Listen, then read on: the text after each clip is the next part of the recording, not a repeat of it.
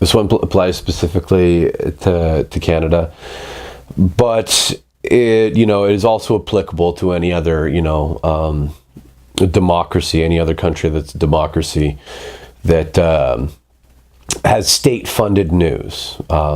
So this is applicable to all of them. Not so applicable to the Americans, but applicable to us.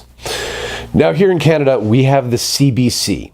It is hugely funded to the tune of, well, it's over $1 billion. I know it's over $1 billion. And for a small country like Canada, that's a substantial chunk, right? Especially for a news organization. Now, the problem with this is, well, I don't know if you know anything about the CBC, but it has become, especially in recent years, an ideological nightmare. It pushes a specific view towards social justice and victim culture and not addressing real issues and focusing on identity. CBC focuses on identity politics so much. And funny enough, we also have a prime minister now that is the most identity pandering person you could ever possibly imagine.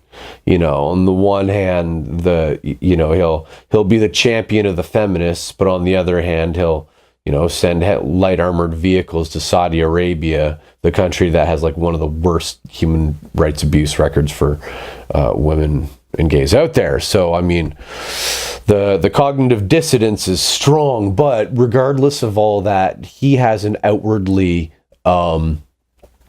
pro social justice identity politics agenda. And the CBC is feeding that. And I think it is complete conflict of interest. For this reason, I think that the most senior producers involved with the CBC should be elected. Okay?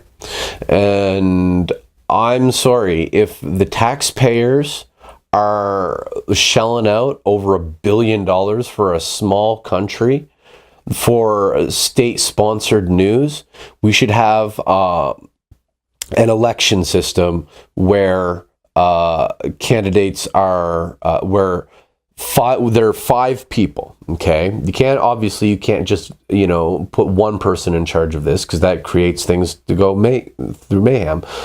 You need a 5-person or any arbitrary number, pick a number. I'm going with 5.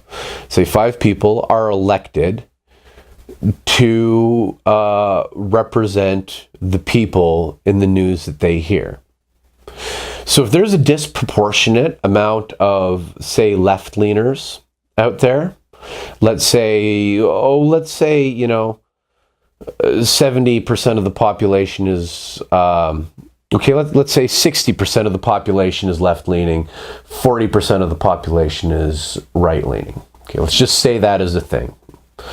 That means that as the votes will hash out, you will have 3 main producers of CBC News that are voted along left-leaning lines, and you will have 2 producers of the CBC that have been voted along right-leaning lines.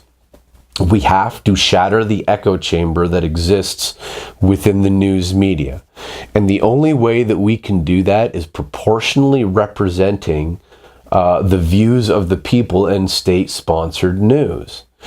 And the only way that we can do that is by having an election for the senior-most producers of our state-sponsored news. If that doesn't happen, then you get one party coming into power which has a left or right-leaning agenda, and then you have that the entire CBC News media pandering to that agenda completely wholesale, okay? Because it's within their best interests.